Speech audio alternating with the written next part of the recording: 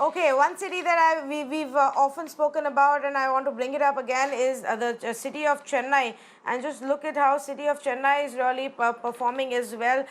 In fact, earlier in our first round, when we spoke about states, we also spoke about the fact that some of these southern cities and states are actually beginning to see a bigger challenge now than they did earlier. Now, Bengaluru is an outlier in that case, so we are not going to talk about that. But as far as Chennai is concerned, you've actually seen multiple ups and downs when it comes to active cases and recovery. So around end of May, it did look like, as far as Chennai is concerned, that the recoveries had surpassed the active cases, and you can see that where the two lines are crossing each other, and for a while the recovery rate was higher than the active rate, but then that's now again changed in the month of June.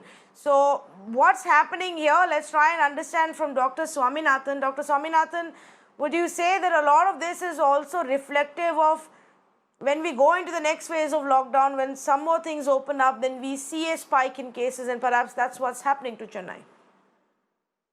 That may be part of it. Another part of it is also that the testing strategy has also changed. There's been more focus on only testing symptomatics. So we are probably not testing as many mildly symptomatics or asymptomatics that could also be contributing to the unusual numbers.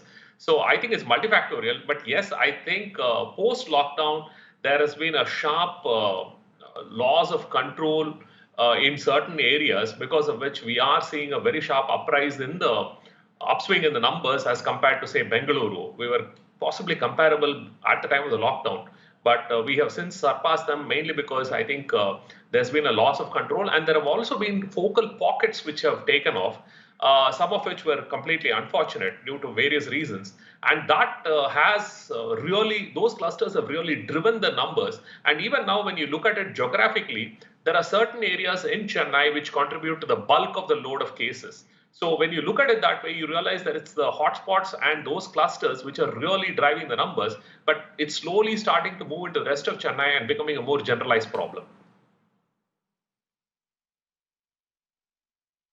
Okay, but so you say that one of the factors also is the testing policy. In fact, earlier we had seen that Chennai wasn't even testing enough in the month of April, and then they ramped it up, which is where we saw a jump in cases as well. But as far as if we compare it to Bengaluru, Dr. Swaminathan, in Bengaluru, they had strict implementation right from day one. They did a lot of contact tracing and got a grip on it right in the beginning. That perhaps can't happen for some of our other cities now. So then what's the solution to bring down the number of cases?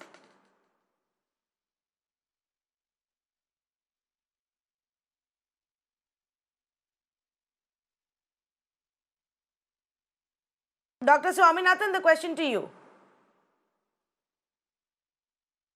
Sure. All right. So I think it's a little more complicated than that, because to me, as far as I can see, your first point that we have moved in the containment strategy is absolutely key. We need to start playing it a little more sensible now. We can't be focusing on a preventive aspect, because that horse is long bolted.